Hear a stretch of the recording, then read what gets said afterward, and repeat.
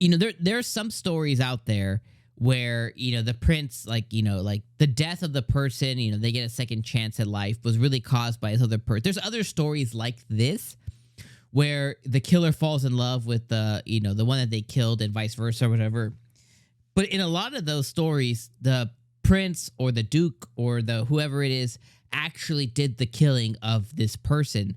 In this story, yeah, he killed her, but she was just more in the way. It wasn't like he had this pre-invested reason in that timeline to kill her. So that's where I really like the story and where it goes. Because again, it's just a different look at it where, yeah, he killed her with his own hands, but he didn't have like a predetermined or like a pre-reason before. She was just in the way.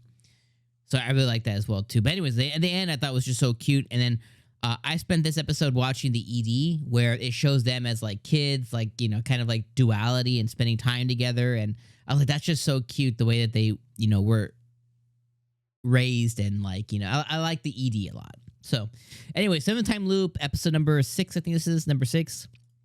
Let me make sure. Yeah. 7-time loop, episode 6, fire, fantastic. Really, really good stuff. So I'm going to see you next weekend, my friends. I'll see you for episode 7. Deuces.